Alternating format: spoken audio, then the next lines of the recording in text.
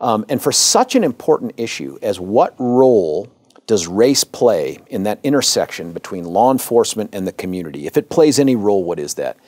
I was extremely disappointed and frustrated at the methodology that they used and the conclusions they so willingly threw out to the public, which in essence was Aurora Police Department is filled with racists and they engage in racist police practices. And the statistic that they used for that started with and was really built around the idea that the percentage of African American and black in the population, which is 16.5% Aurora, is far under the number of police contacts, arrests, use of force, fill in the blank, that Aurora PD has. Because if it's 16% African American, well then 16% of your arrests need to be that. That's the way that's supposed to work. Which is crack smoke crazy to think of that. Why is it crack smoke crazy? Because on the face of it, you go, well, you know, people are committing crimes. Black people commit crimes. White people commit crimes. Italians never commit crimes. No, they're never but it seems like it feels like it should be that way. Tell me why it wouldn't be. It's just contrary to the idea of first individual will, circumstance, socioeconomics, and by the way, the paper goes out of its way to say we tried to account for socioeconomics and economics because we looked at the zip codes where these contacts were occurring, and the median income across the entire zip code was consistent enough. That's nonsense to suggest that everybody that's contacted by the police, one, is a matter of discretion, and two, in the place where they live is crazy. In fact, we did at the DA's office a heat map a couple of years ago to look at where our property crimes were coming from. I know people will be shocked to know that the bulk number of these were from people who came to us in Douglas County from places called Denver and Aurora. So that's just no good measure of it at all. But the bigger problem that I have is once you've established that as your baseline to say, you need to be under the AG's thumb because now you've demonstrated a willingness, whatever it is, to engage in these racist practices. If you're that police department, how do you get out from under that? Do you then lower your numbers to reflect the population? I mean, do you have calls out to certain areas where you go, dude, let's not respond to something that low level because that's gonna jack up our numbers. Do you start making different decisions about who to charge and what to pursue? Because at the end of the day, a guy who doesn't know which table to sit at in the courtroom is going to sit down and marry up the percentage of population of blacks versus the percentage of arrests and say, well, there's a disconnect there. So you're still under my thumb. So the man used to put away bad guys for heinous crimes. Will he turn himself in for these shoes? Good God, those are hideous. Truly hideous. These are Captain America shoes. The boys helped me pick out the colors, and then I have these Release the Kraken socks I got from a grandparent of a student at STEM. George Brauchler, so now that you're officially out of office, this is what you're doing with your life? This isn't objectionable in court because I'm not in court. All right, got it. By the way, do you miss being a DA? All the time. I do. What do you miss the most? First, I mean, I don't want to make it sound like it was fun. It wasn't in that way. It was the hardest, most soul-sucking, all-consuming job you can have. It doesn't have an 8 to 5 time schedule to it. Calls, texts in the middle of the night, and it's never about anything good. Like, hey, somebody found $100 in the gutter. Just wanted to let you know. I didn't like that. It's like we found another body in the gutter. Your job was to put bad guys behind bars. You had to work with the police. Sometimes against the police if they didn't do it the right way. You couldn't prosecute. That's right, but it was fulfilling. I mean, you got to feel like, even though we don't make widgets and the metrics are tough, right? Like maybe a decrease in crime, maybe the bad guy goes away in an individual case, but at the end of the day, you felt like if you did everything right, justice happened, you're wearing the white hat, you ride off into the sunset only to come back the next day and do it again. Did you ever have a regret on a prosecution where you go, man, if I had to do that over, I would have pled it down to here like they wanted to, or, you know, on second thought, that guy was just in a bad circumstance, and yeah, it was a crime what he did, but because of these political things, I had to do that. Did you have any of those? Yes, but not because of political things. What happens is when you're a brand new prosecutor and you have no family, no life experience, you're 25 years old, they stick you in county court where there's domestic violence and child abuse and drunk driving. And you don't have life experience enough to be able to judge them for what they are at the moment. And so for child abuse, first-class misdemeanor child abuse, when you're a county court deputy, that's the highest class charge you can prosecute. That is like murder for a county court. But what you lose the perspective of is once you become a parent, and I've joked around about this a ton, but there's some truth to it, and that is a lot of things that when I was a young prosecutor, I'd go, you can't do that to your kid. Later on in life, after 4, I'd go, you know, like, what do you do? Lock him in the dog kennel for a day. But it's sort of tongue-in-cheek, but there is that life experience thing. And so then looking back as you progress through life and progress through handling more and more serious cases, you look back and think, man, I didn't need to hit that guy as hard as I did, or we could have come up with a better outcome than that. Mercifully, that's not a ton of regrets. When you say better outcome, yeah, do you mean he could have done less time, or that there was a better way to punish him, rehabilitate, get him back into the world? I mean, what does that mean? Because I would hate to think that a young prosecutor goes, that's child abuse. An old prosecutor goes, that's not child abuse, and I would hope it's not that gray that it's, you know, it depends on, you know, what the DA ate for lunch. I got heartburn, and that's child abuse. No, it's not quite like that. Like it's still child abuse, and it still fits the statute. But what you do with someone in that situation, and so, you know, an example I would give is stepdad comes home, finds his 14-year-old boy in mom's face, screaming a whole bunch of profanities and obscenities, and mom's looking scared. Dad comes up, grabs him by the shoulder to shove him out of the way. He loses his balance, hits his neck on a bookcase board, and leaves a mark. They have the conversation, everything's good. Kid goes to school the next day. Teacher sees the mark, mandatory reporter, calls the police. Police come out. What happened? Dad shoved me. I hit the bookcase. They go and they scratch this guy a ticket. Now that is child abuse? Yes. Technically, it fits the statute, but the difference between someone who has been in a situation where you've got kids and it's your wife and all this other stuff, and someone who has no experience may be the difference between, look, you're not going to jail, but maybe you don't need to be convicted of this. Like maybe it's a deferred judgment, or maybe it's we come up with a different charge rather than, but hey, also, it's not, and tell me if I've got this wrong, you have leeway as the prosecutor. Probably the people who work for you have certain leeway, but also the cop that shows up has discretion as well. And I want to get into this cop having discretion issue in a moment, but so it's not just it's all on you. I mean, the cop could have said, "Hey, listen, if we have to come back here for that stuff, or you're going to be in trouble." Not as much as you think anymore. Really? That's old school. That's the way it used to be. And because of the over media hyped mistakes that officers made in those circumstances, some of them deserve, by the way, you don't see that as much. And what you see is, and I'm not blaming the men and women in uniform, many times they get in a position, especially with domestic violence, where the statute says, you will arrest. You will arrest. For them to stand up there at the scene of the crime or in the heat of the moment and say, I'm not going to find that this is domestic violence and let it go, the downside risk for them, career-wise, and for the department is too much. Child abuse is akin to that. Very difficult to walk away from that. So I think we have taken away, we've made it so hard for officers to exercise good discretion on the streets. It's easier for them to say, I'm going to stroke the ticket, and you can go work it out with Mr. 26-year-old prosecutor.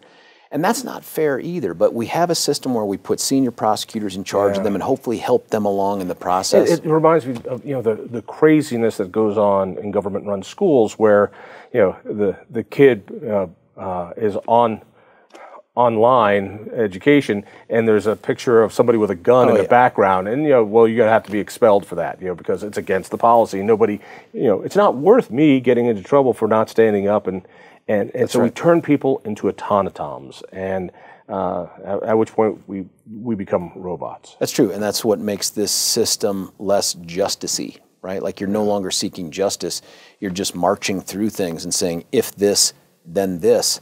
That's very problematic for this system and our community. I believe American law enforcement is unique amongst the history of man, and because it goes something like this. There have always been law enforcement officers. They have worked for the king, the queen, the tyrant, whomever. They were empowered because somebody else was empowered. They were not empowered through a legal system based on the Declaration and the Constitution, and that these guys are on the front line of defending America, in that they are empowered through this, and they are among the people that they serve, so that the cop also is your next door neighbor, and you see them at the barbecue. Deputies, sheriffs, the same way. They are amongst the same. Go to any other country. Go to Peru. Somebody steals from you in Mexico. Do you go to the cops? No, because they're thugs. Here, it is something different, and the more that we make those cops them, right? Suicide rates among cops are really pretty high. Divorce is huge. Drug abuse and alcoholism is huge.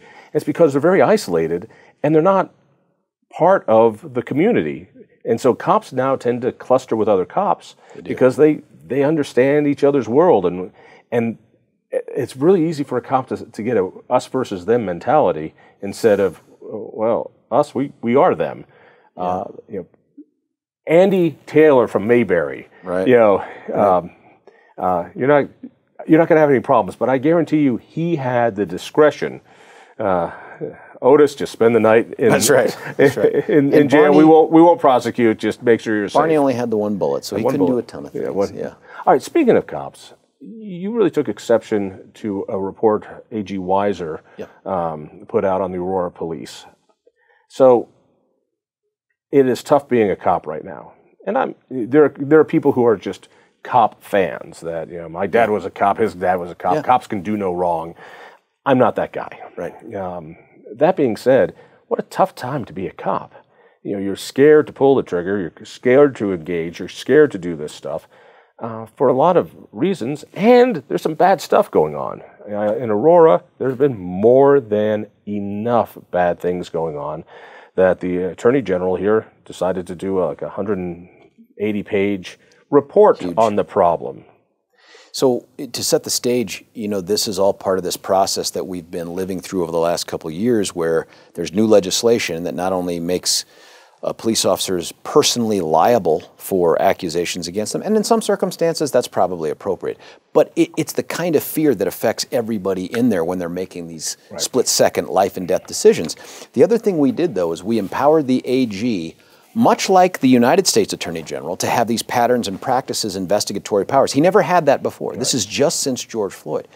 And so along comes an Attorney General, and I should say, as a matter of disclaimer, I lost to Phil in 2018. If I don't say that, someone's going to be like, you're just bitter.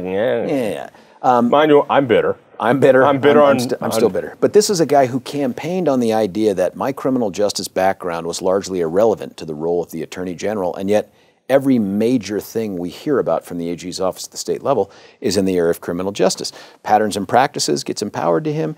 After the Elijah McClain case catches fire, he decides, I'm going to point my finger at Aurora and start this investigation. And the report that's generated, and I read through the thing. The whole thing, page by page? The whole thing.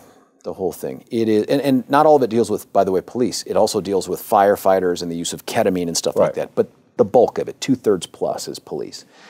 And for such an important issue as what role does race play in that intersection between law enforcement and the community? If it plays any role, what is that?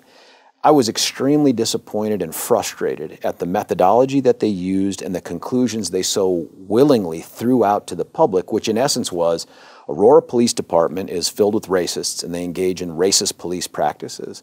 And the statistic that they used for that started with and was really built around the idea that the percentage of African American and black in the population, which is 16.5% Aurora, is far under the number of police contacts, arrests, use of force, fill in the blank, that Aurora PD has. Because if it's 16% African American, well then 16% of your arrests need to be that. That's the way that's supposed to work.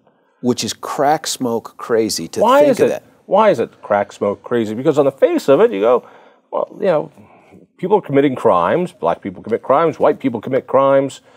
Italians never commit crimes. No, they're never. But it seems like it feels like it should be that way. Tell me why it wouldn't be. It's just contrary to the idea of first individual will, circumstance, socioeconomics, and by the way, the paper goes out of its way to say we tried to account for socioeconomics and economics because we looked at the zip codes where these contacts were occurring, and the median income across the entire zip code was consistent enough.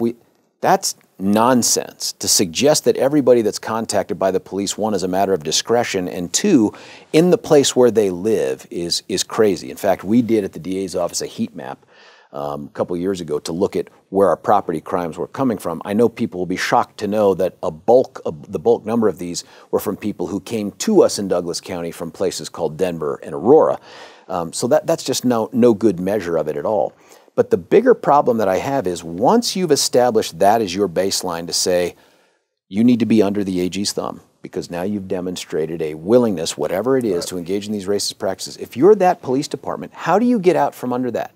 Do you then lower your numbers to reflect the population? I mean, do you have calls out to certain areas where you go, dude, let's not respond to something that low level, because that's gonna jack up our numbers? Do you start making different decisions about who to charge and what to pursue? Because at the end of the day, a guy who doesn't know which table to sit at in the courtroom is going to sit down and marry up the percentage of population of blacks versus the percentage of arrests and say, well, there's a disconnect there, so you're still under my thumb. So you said 16% of Aurora is black. What percentage of arrests and crimes are black? In other words, so if it's not 16% of all arrests are black, what is it? It was roughly, the way that the percentage broke down and the way it was described using the terms of the AG's office, their investigatory team, was to say that it was like 2.6 times your representation in the community that you had the chance of being contacted by law enforcement. Now, again, to put that in perspective, you were being contacted by law enforcement. And contacted can run the gamut. Like from being pulled over to you get a call, there's a domestic dispute, sure. You see somebody running down an alleyway and you got to go check it out. Right. There's arrest, summons, warning, maybe even use of force. All those things can fit into that number.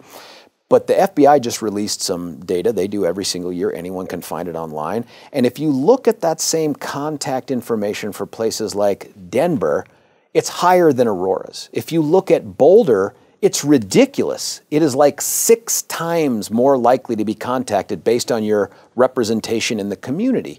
So, time out. So, Boulder, I find to be one of the most intolerant communities right. In Colorado. I think it's downright bigoted. And it's bigoted, they don't like smokers, they don't like Republicans, they certainly don't like us gun owners. I mean, and they make us very, we're very much others, out there. But you're telling me that if the AG actually did the study statewide, he might look at Aurora and going, oh wait, you guys are doing really well on this compared to Denver, compared to Boulder. You guys are less than half as anti-black as Boulder. That is true, based on the numbers, based on the same numbers. But remember, too, in this report, one of the things that the AG focuses on is to say, by the way, we didn't rely just on the numbers. We also, and these are fantastic things to consider, we also interviewed defense attorneys about their thoughts on Aurora's contacts. We also looked at high-profile cases. And I thought, so defense attorneys and media-covered stories are going to drive our perception of how to interpret these numbers. That doesn't make a lot of sense. They equally talk to prosecutors and police officers? Never talked to them at all. I think at one point early on when they were talking about practices, they did talk to the unions, but I don't think they talked to them in terms of these specific numbers that they found. Something else that's also noteworthy about this is that when the AG issues this report, it comes at the same time, and this got no media coverage, he has gone out to start to advertise for a ton more positions for the Patterns and Practices Unit. So when you say he may look at Denver and Boulder, that's no joke. I mean, this is a guy whose appetite for telling police departments how to do their jobs in a more racially tolerant way appears to have no bounds. So talk to me about some of these things, because I look at some of these cases and I go, this is wrong. Yep. Elijah McClain. Absolutely. This was poorly handled from the get-go. Was it racist? I don't know. Was it stupid and wrong? Yes, it was. A guy dancing down the street is not a crime and doesn't. And I think about it. My son has Down syndrome. Yeah. He is not like other people. He does not present like other people, and he could be mistaken for, well, this is normal, and the same thing could happen. I mean, this scares me. These are real issues. But if you're going to live and die on the racial issue, you've really got to have a point of comparison. And if you want to do this, and if you compare it with the rest of the state, what should the reform be? I mean, listen, it seems. Tell me if I'm wrong here. The AG is the state government's lawyer. That's right. All right, that's the lawyer for the state. That's our legal counsel. He's not the governor's legal counsel. No. He's not the legislator's legal counsel. He is our legal counsel. So when it comes to representing us in a dispute over water, if it comes to something, one of our laws are being brought up as unconstitutional, he is our attorney. His job is for us. It seems like this turns it completely on its head, and instead of being our in-house counsel for Coloradans, he is now looking to be a behavior modification changer internally to other governments, which, if Aurora has a problem with its cops, shouldn't Aurora do something about that? Or if not Aurora, if the legislature wants to jump in and say, cops have to do this or that, it just seems so weird to have the role of the AG turn in that direction. I agree. It's also something that doesn't fit with their skill set.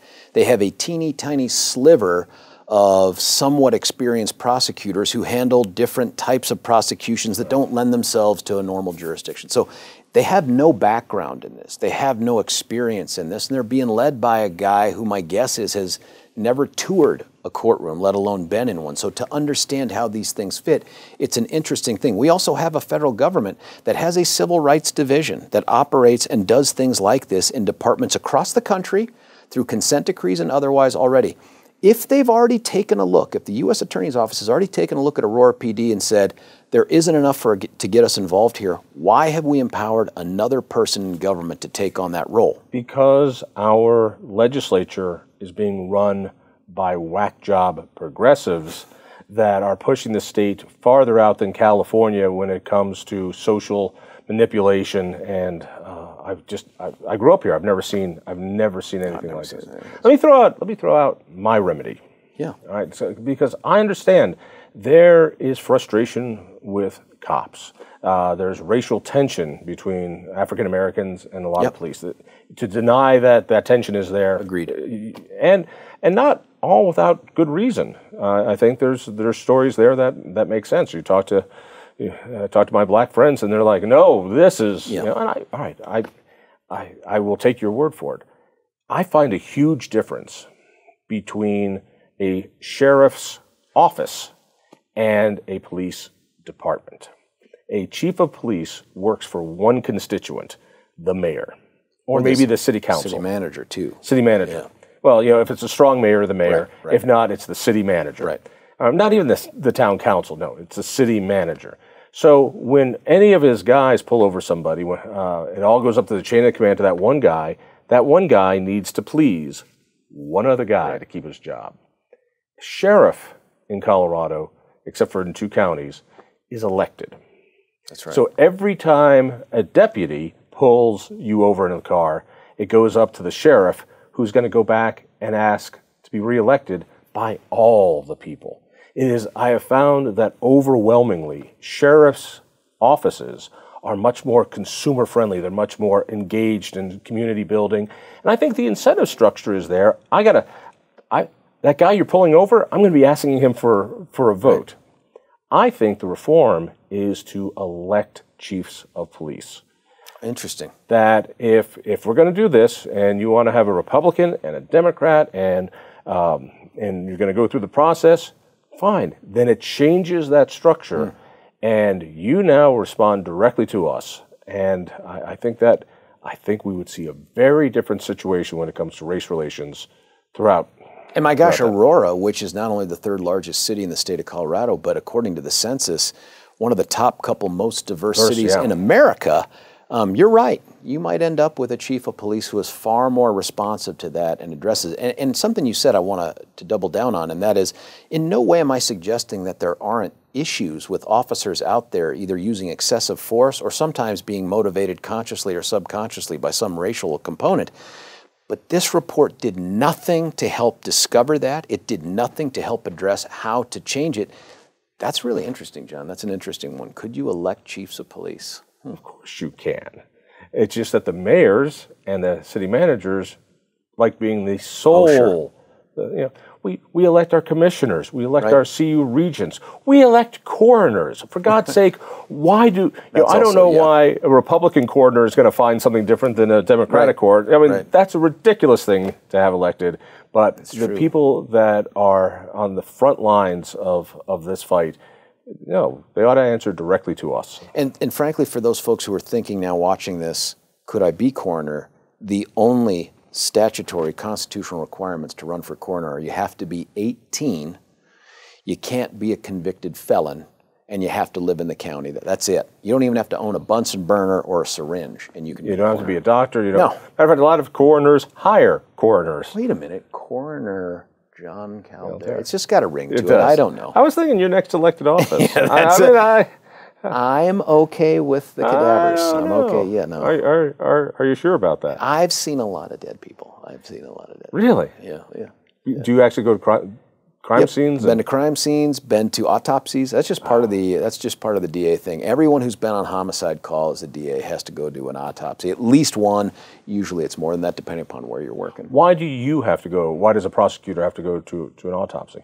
Couple good reasons for that. One is it's educational for you to be there in the moment to listen to the medical examiner, and it's never the coroner unless you were in Jeffco or Arapahoe County where they have real medical examiners doing it, to go through and help them and have them help explain, look, this is what I'm doing, I'm taking this out, this is, and then you also formulate questions like, what is this? Is that right there part of an injury we can attribute to a cutting instrument, a blunt object? Is that this?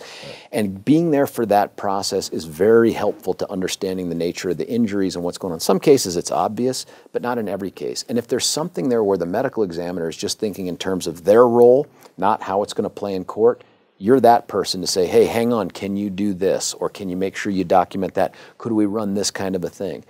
So you get to have some interaction. Did you lose your lunch?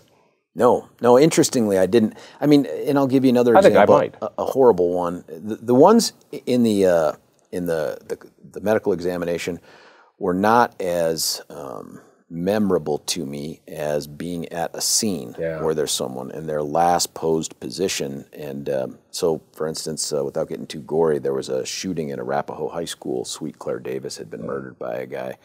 And he took his own life in the library. And I remember walking around that scene, and you just turn the corner around a bookshelf, and there's the guy with, the things missing that are missing when you put a shotgun there. And for just that moment, you're thinking to yourself, Jesus, a couple hours ago, that dude was walking, talking, breathing, having thoughts. Had a mom and a dad and all that. Our first responders and the people who keep us safe, there's a mix of motivations that people go into this. I'm convinced there are a lot of cops that go into this line of work because they want the thrill. They watch the shows when they're a kid. And I've asked a lot of older cops about this. And I said, you know what I'm talking about. I'm talking about these jerk cops. Yeah. And I've had a lot of older cops say, around 2 years in is really the danger zone, because they've got enough experience, they're starting to feel cocky, they own the world, they're still young, and they haven't been seasoned enough. And they always say the same thing, and I don't know if I buy it, which is they kind of weed themselves out, that nobody wants to partner with them, Really? I don't know if that's true, but there's a real difference when you talk to older cops who know how to kind of de-escalate something or have seen it before. Experience matters. Back to the police and the AG. A lot of what the AG does also is sue people. They are kind of a prosecutor for all sorts of things. I got to say, a lot of things I disagree with. Right. Trying to beat up on private businesses for doing all sorts of normal things. And then if they win, they get fines. And those fines, it's great. We just settled this, and poor company has decided it makes more sense just to pay off the AG's office with $3 million than it is to lose $4 million in legal fees, which is easy to do, and win. It's like, well, no, this is not a business decision. It's not principle. It's just like, I've got to do what's right for my shareholders. Here's $3 million because otherwise it would cost me $4 million. And which gets very close to a shakedown. Then what happens to that money? It's such a great question, and I did not know this before I started running for office, but there is a giant, lightly regulated, and I use that term lightly, pot of money, these custodial funds that the AG's office is allowed to accumulate. And some of it is through these negotiated settlements where they'll say, we agree that the funds will be spent in this way, and they end up directing it. And so the AG will sit on a giant pot of money from settlements. My God, we just settled part of an opioid settlement for $1 jillion. And that chunk of that money gets to be determined by the AG where it goes. And so what we have seen over the last however many years the professor's been in office is the use of these funds in politically advantageous ways to go out to parts of the state where we're going to invest in this, or we're going to give you money for this clinic or this thing. It strikes me as akin to you hire the hammer, right? The strong arm. You hire Frank Azar. He goes and gets you $500,000 for that motor vehicle accident, and when you're like, where's my 500 grand? He says, hang on, I'll spend it for you. I know how to spend this best. You don't, I do. And so the state's attorney, the attorney general, collects all this money on the taxpayer's behalf, on the citizen's behalf. Because he's our lawyer. Because he's our lawyer. He's supposed to be our Frank Azar. He's our strong arm. Yeah. And then he dictates where it goes.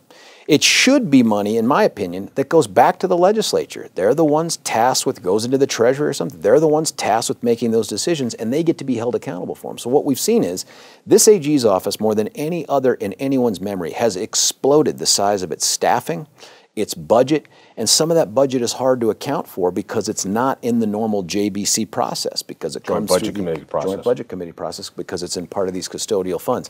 The governor has some funds like this he gets from time to time from the feds, but it's a very shady way to do business where you and I don't have control over monies that ostensibly belong to us. So amendment, I think it's 78, which people, if they're watching now, the ballot's probably on your kitchen table, grab it, vote, changes that. And it requires that those custodial funds go to the legislature where we can vote on the people who spend it. And not just vote on them, we get to know what the heck they are. Yeah. We get to see them, we get to ask questions about them, and we get to decide how they get spent.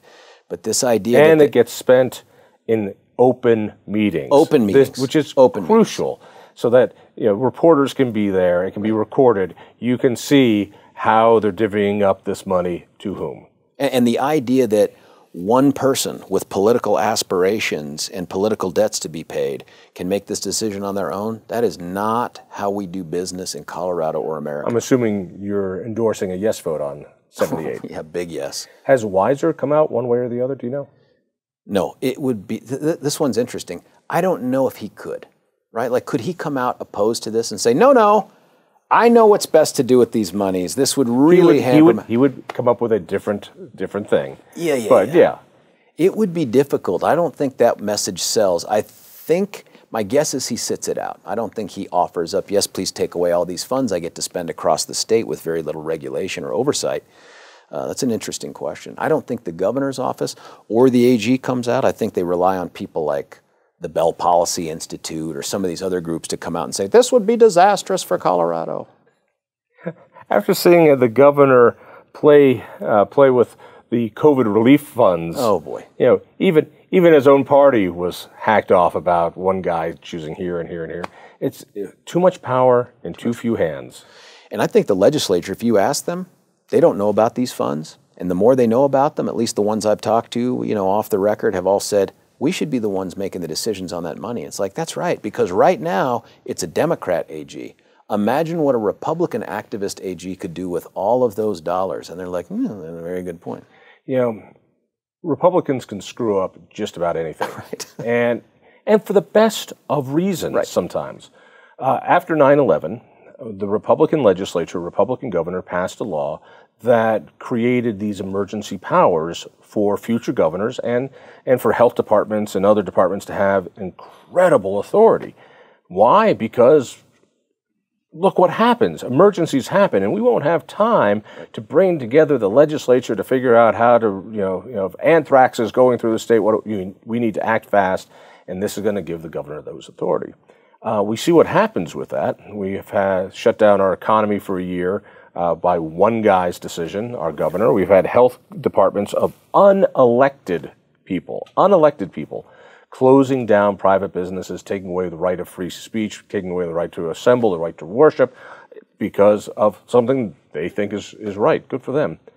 And when the Republicans ran a bill to pull some of that back, saying that, all right, after 30 days, 90 days, 120 days, the governor has to come and get those powers restored from the people represented by our state reps and state senators. Democrats wouldn't sign on to this because short-sighted, just like the Republicans were back when they passed the damn law. Well, if it's a reasonable guy like our Republican, we don't need to worry. And, well, if it's a reasonable guy from our point of view, like Jared Polis, we don't have to worry. The question is, if the liberals are in charge, how would they feel when Governor Trump has those powers? Or AG Trump has those powers? And I'm always amazed how short-sighted our policymakers are. Yep. They think because they're in a political world, but they're setting policy that is going to have an arc for decades. This is where the principle thing matters, and I don't think it's impossible. So 2 examples. One, even back when this whole emergency order started, I had said publicly that I thought that Governor Polis would score huge points with almost everybody by coming out and saying, yep, I'm going to use the powers that I have, but put out a bill there, and in the meantime, I will come back to you every 30 days, and we'll have, some kind of a conversation, but put it on the books. I want to give back some of this power. Of course, that didn't happen. When I ran for AG, I campaigned on the idea that we were going to end the use of custodial funds, or at least make them far more transparent and accountable. So it's possible, but there is something about being in power where all of a sudden it's like, I need all this, you know what I mean? I must have these powers. In order to get the job done. I'm not doing it for maniacal reasons, but, if we're trying to get this done, this is the best route to do it. And if they don't like it, they can always unelect me in 4 years. Right, and my $25 million, nonetheless. Speaking about elections, heard of them. Are you thinking about anything? Candidly, I was. I wanted to wait to see what the congressional district lines would be drawn. And if you remember, the very first map that they drew had this very interesting 7th congressional district currently held by Ed Perlmutter, who I like quite a bit as a person. I mean, I'm friendly with Ed. Oh, it's hard not to like Ed. Yeah, he's a good dude. Policies, different thing. That had Douglas County and South Jeffco. I've lived in Douglas County for over a quarter century. I grew up in South Jeffco. That looked to me like it had potential for a conversation to have with my family about, hey, does Dad have an election in front of him he could do? That last map, the one that's going to become the one that once the Supreme Court signs off on it, I'm still in Ken Buck's district. It just doesn't make sense. I mean, I'm not going to oppose Ken. Ken's doing a fine job. Ken should keep on going. We've got other battles to fight. Poor bastard! You don't have a job. You're selling Oriental rugs at a strip mall someplace. It's sad.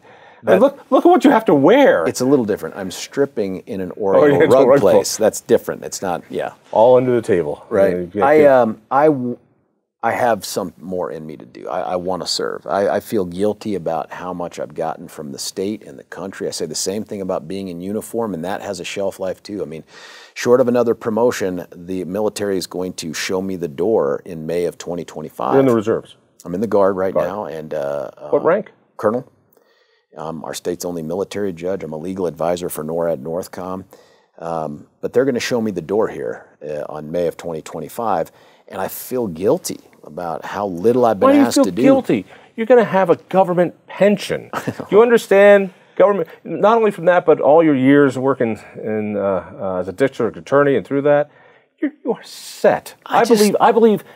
We keep hearing that the war between red and blue states and this, and the next civil war will be between the progressives and the Trump. No. War that's coming are people who are on government pensions, retiring at 56 years old, versus all the rest of us who will work till we die, so we pay the taxes, so that these guys, retired teachers and DAs and I need para to remain solvent, but I also need more than 8 years of para, which is what you get as the DA. But listen, I never had to deploy to Afghanistan, and this is, I hope my wife's not watching this. I wish I had been asked to do that. Why is that? Because when you are in uniform and you've served alongside people who've been asked to do things that put themselves in jeopardy, right, where they're asked to put at risk, and they do this when they raise their hand, everything they've ever had, everything they're ever going to have, and the same is true for their families, you begin to develop this sense of inadequacy. I do, this sense of, I want to be asked to do that too. I want to do my part. I didn't raise my hand to put on the uniform to just march through lieutenant through colonel. I want to friggin' serve. I want to do something. And so when I got asked to go to Iraq, to some extent, there was a little bit of moral relief there. Like, thank God, thank you for sending me someplace where I'm at risk, but I can do something. But then I look at my buddies who I went through ROTC with. They're 3-4-time deployers everywhere. I deployed once, and it's like, come on, ask me to do something else. It's the same thing. A firefighter who also gets the damn government pension. Actually, I should take that back. Most firefighters get no pension. Most firefighters, something like 70 to 80%, are volunteer firefighters. Wow, I didn't know that. So when I see the lavish benefits firefighters get, I go, wait a second, something's wrong here. But you do that because you want to go fight fires. That's right. You're a cop. Nobody goes to be a cop in order to fill out racial profile forms of when they pull somebody over, or go to drunken domestic disturbances. Your idea of being a cop is catching bad guys. That's right. And if you're going into the soldiering business, you probably want a soldier. You want a soldier. Same thing with being a prosecutor. Nobody agrees to be a prosecutor to just try DUIs. Important cases, but you're constantly thinking about what's a bigger thing I can do. What's something where I can go get that bad guy that they have investigated and arrested and put them in a place that they should be. So I just have more to give. I want to serve the public. What does that look like moving forward? I don't know yet. I just don't know. Last question. We'll leave it on this. Looking back on the Aurora shooting and the case that you prosecuted against the shooter, you were looking for the death penalty. You did not get it. This guy likely spent the rest of his life behind bars, getting mental treatment, but also behind bars. Under the new law, you wouldn't have even tried for the death penalty because there is no more death penalty in Colorado.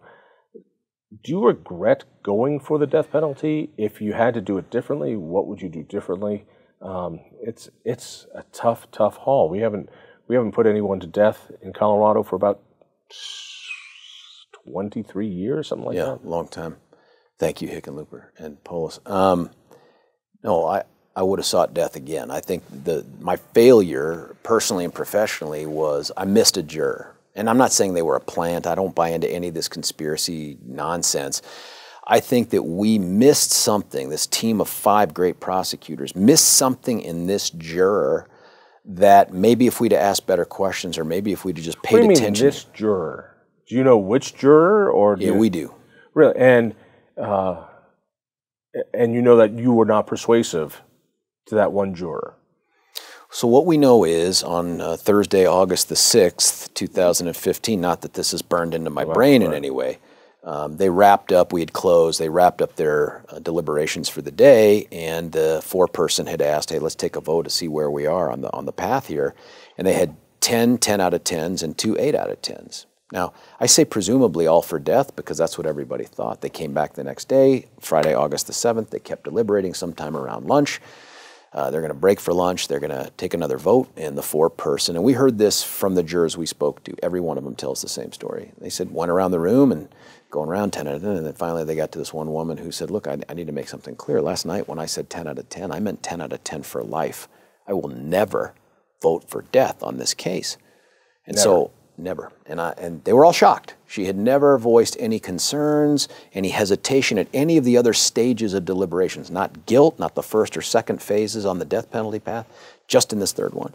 So they had done something I'd asked them to do at the end of the second section of sentencing. I said, if you ever hesitate or doubt what the right thing to do here is, you ask the court to let you watch that crime scene video again. And it's the worst video you could ever imagine watching. It's like it's this poorly lit theater, and there's someone silently walking up and down the aisles, and you just see life interrupted and then life ended just right there up and down. Horrible.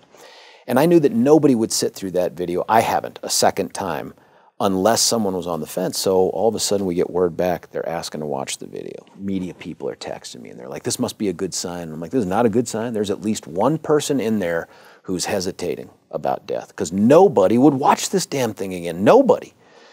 And sure enough, after that, they came back. They said, we have a verdict. We assembled everybody. I think it was like 3 o'clock in the afternoon. And I remember sitting in there and listening to the verdict, and it was a surreal moment that I don't think I'll ever forget. As the judge is reading the first words, you know, you're looking for something. Right. And the first thing he says is, count number 1, first-degree murder, victim Jonathan Blunk. We, the jury, cannot, and as soon as he says cannot, I knew that they didn't have unanimity. And unlike in the guilt phase, where a lack of unanimity is a mistrial and you try it again, there is no mistrial or hung jury in death. It is you either get unanimous or you get life, and I knew it. And the surreal part was, at the same moment in time, over my left-hand shoulder, the parents of the mass murderer and the public defenders start sobbing. And at the same time, over my right shoulder are all the victims on that side of the courtroom, and they start sobbing. And I just remember sitting there looking straight ahead thinking, this may be the worst friggin' moment I've ever had as a prosecutor. I mean, this is the worst. I understand the victims' families sobbing because justice in their mind not done. Why was the defense sobbing? Because they'd saved his life. They thought those were tears of joy. Those were tears of joy. When we had finished the second phase of sentencing, which was the jury had to find beyond a reasonable doubt that the aggravation outweighed mitigation, and I'll be candid, that's where I thought we were going to lose death. When we got past that, in 2.5 hours, the jury was out 2.5 hours. You could see it in their faces, and you could see it in ours. We thought, we did it. We did it. Because the third phase now is only bringing on the 13 family members of the deceased to talk about the holes that monster blew in their lives, and then to go to the jury with this last phase of what is justice here. And so everybody thought he was going to get the needle. And then when that verdict came out, you could just sense the relief and the joy over having spared his life. And the opposite over here, and having to sit there with a damn poker face looking straight ahead, listening to 23 more counts of that, because 2 murder conviction counts for each of the 12 victims. And so in the after action, when we talked to the jurors and afterwards, listen, this was a death penalty case. This was a death penalty case. This is a silly question, but I assume when you pick your jury members, you have a certain number that you can kick off. Yep. Wasn't one of the questions being, will you vote for the death penalty? Five pages of a 20-page juror questionnaire that 3,800 people filled out was about the death penalty. And when we individually voir dire them, 6 in the morning, 6 in the afternoon for weeks. Voir dire them? Voir dire, asked them questions about being a jury selection. They all answered those things. And so, you know, the issue here is you have these bullets, these peremptories. Right. So you rank jurors. The public defenders use a number system, 1 to 7. We used A through F. Right. There's no magic to it. You're not going to get your A and B jurors. You just want to make sure you don't get D and F jurors. So you're really looking for somewhere in that B- to C- range. You get to kick out jurors, but so does the defense. And they do too. And so this was a juror that nobody had ranked below a C or a C-. So, and some of the, like we saved a couple, because you start seeing who's coming up, and we're looking ahead, and I'm like, man, if we kick this person, we're going to get a D or we're going to get an F. Let's not do that. If we kick this person, we're going to do this. Terrible analogy. The baseball manager going, do I pull this pitcher out and put in a runner, right, knowing that he can't then pitch in the next inning? You know, is it worth that? Because then the guy coming up to pitch is not as good as the other pitcher, but you know, it's a judgment call. It is, and so when you ask me what would I have changed, I would go back and figure out a way to have not missed that juror. And again, I don't think it's a conspiracy. I don't think we're planted. I mean, could someone in an abstract at the front end say, yes, I think the death penalty is really... Did you ever talk to her afterwards? No, it's one of the 3 that never talked to us, and we would never pursue them. You don't want to harass a juror, but it's one of the 3 that didn't talk to us. But the other 9 all told us the same story. But at the end of the day, John, this is a 25-year-old man who spent 2.5 months plotting to murder hundreds of human beings when they were most defenseless and unsuspecting. If that's not a death penalty case, then we're not going to have a death penalty anymore, and that's what happened. Yeah, well, And we don't have a death penalty. We don't. We didn't have a death penalty before they outlawed the death penalty. Functionally, that's true. Yeah. Once Dunlap came back, you remember in, what was it, about March, April of 2013, and the Supreme Court said, hey, you've had all the due process anyone could ever hope for in this process. Go get your sentence. When Hickenlooper stood up and said, this is really so hard. I guess I'm just going to wait for the next governor to make the hard call. From the moment he did that, you kind of knew we were on this downward slide. You say downward slide. I understand and respect the argument against the death penalty. The idea that our government, us, takes a life, I have a hard time wrapping my brain around it. That being said, I've never found myself being anti-death penalty. There is something about the justice for the crime that still hits me, but I'm very, very sympathetic to that argument. But I agree. If this wasn't it, was he crazy? No, he was mentally ill, but he was absolutely sane. And two doctors, the courts... He's mentally ill, but absolutely sane. Yep. Explain that to me. Yeah, so, I think there's a common misconception out there that to be sane under the law, you've got to have no mental illness at all. Now, he did. And the differential diagnoses ran the gamut, and many of them touched upon schizoaffective disorders. But at the end of the day, what the law says is, we don't care what's afflicting you. If you know right from wrong, and you conform the intent to murder after deliberating on it, we're going to hold you accountable. So you're bipolar. Bipolar is, yes. But lots of people are bipolar. Bipolar doesn't mean you don't know not to run the red light. That's right. You have mood swings, you have manic phases, you get angry, but you still know what the law is. And how disrespectful to all those people that have mental illness out there that deal with it and work with us, and we see them every day and may not know, to suggest that somehow mental illness gets you off the hook for your bad behavior. I don't think so. You might be the right guy. I'm sorry to keep digging into the past. I remember when it was going on, I had thought that the shooter's psychiatrist in school notified the police that he was a danger to himself and others. No, close call, but no, that's not quite it. So, really? So what happens is... Because if that's the case, then there was a breakdown at the CU Police Department where, what else do you want? We signaled to Flair this guy's in danger. So this guy is wicked smart, right? Like, he's a PhD candidate in a neuroscience program that takes 6 people a year from the planet Earth. So super smart dude. He knows just enough to not tell these mental health professionals anything that will trigger anything more by conduct. And he knows that. So when he says early on through the process of in processing, when he talks to the social worker, and she's like, do you have thoughts of hurting people or others? He says, yes, I've had some homicidal thoughts. That triggers a threat assessment set of questions. But he knows enough to say, no, I don't have any fixed targets, I don't have any plan, I haven't acquired anything, I haven't accumulated anything, all the questions that they're trained to ask. And he keeps this going throughout the time. He uses the fact that he fails out of school as the predicate for him to stop seeing mental health professionals, because he's worried if he's just abruptly stopping, they'll come look for him. So he goes to this last meeting with these 2 doctors, Feinstein and Fenton. And he sits down and says, well, I guess this is my last time with you. I'm not going to have health insurance anymore. I'm dropping out of school. And he's unprepared for them to say, wait.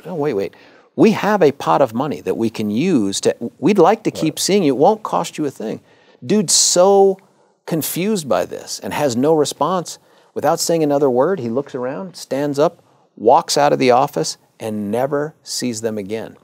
At that moment, Fenton says, there's not enough here to, do an M1 hold. There's not enough here to do any other intervention, but I want to know more. So she picks up the phone. She calls, I think, the chief of police of CU Boulder, or CU Health Science Center, and says, hey, listen, can you look, there's a guy just left my office. I don't know that there's anything here, but could you just run him and tell me, is there something there that we should be worried about? They run him, squeaky clean, not a thing. She then, probably in violation of HIPAA and a whole bunch of other privacy laws, picks up the phone and calls mom and says, hey, mom, I'm so-and-so. His mom. I'm so-and-so. I've been seeing your son, probably a violation, and your son's dropped out of school. She didn't know that. And I just want to know, is he always presented this way? Mom breaks down in tears and says, I've been worried about my boy since he was 11. He has always been different like this, but he would never, ever hurt a fly. And with those words in her ear, she feels like she's scratched enough and says, I feel like she did her due diligence hangs up, and that's it. She must question to this day her action. It's even worse than that, because he then goes and writes down a journal that's all online if you wanted to look at it, that he sends to her on his way out the apartment to go kill all these people. And in the journal, he reveals all these things about how he deliberately tried to not answer their questions. He deliberately tried to obfuscate, that he didn't want to build rapport with them because otherwise they would know his true intentions. Basically laying out for her, the whole time you're meeting with me, I was planning to murder everyone in that theater, and you didn't know it. And so there was a moment where we're prepping for trial, and she and Feinstein said, "Can we look at the journal?" And I'm like, "You can if you want to. You can if you want to." And they said, "Yeah, we want to see it." And you could just see their faces go wide as they're flipping through these pages like, "Oh my God." I'm like, "That's right." Did they fail? I don't think they failed. I think our system failed. I mean, remember, Feinstein is a guy who set up the threat assessment protocol for the hospitals in Baltimore, Maryland. This guy's not some dimwit who just bumbled his way into this. These were folks that you had two professionals looking at this. The question is, what could they have done more? And I've asked them that. I asked them, I said, wait a minute. You got a guy who comes into your office and says, "I'm having homicidal thoughts. Why isn't he in the rubber room right away?" And they said, because one, the law doesn't let us do that, but two, if it did, people would stop coming in and telling us these things. And we have a ton of patients that come in and say, "I've had thoughts of killing my spouse. I've had thoughts of killing my," and they don't act on them because we're able to get them help. That's what we want to prevent. And then I said, listen, if anyone from the DA's office ever comes in and says they're having thoughts of killing their boss, could you please just call me? Because you treat it however you want. I just want to know. But so they feel like they did everything they were trained to do. They had a spidey sense. And it sounds like a little more. They did probably more than they were allowed to do, if Ben did. But they didn't think they had enough to invoke an M1. The other thing that they said was the M1 hold, the mental health hold, involuntary, 72 hours. So one of the things that they said was, we might have been able to, let's say we were able to get there. This guy's smart enough that he will say exactly what he needs to say to be released. It wasn't going to be a cure-all. And then we lose this guy. So we don't have him coming in and seeking treatment, and that was our goal. Our goal was to continue to work with him because they thought it was all in good faith. For him, it was a big sham. It's all terrifying. Yeah, terrifying, because he's not the only one out there. No. But fortunately, we now have the red flag laws, so that'll take care of all that. Yeah, okay. Yeah. George, we were going to talk for 15 minutes. It's been almost an hour. I love it. Great. I dislike it quite a bit, but... Where's our damn alcohol? That's right. Next time, let's do this with booze. Thank you. Thank you, man. I appreciate this. Thank you.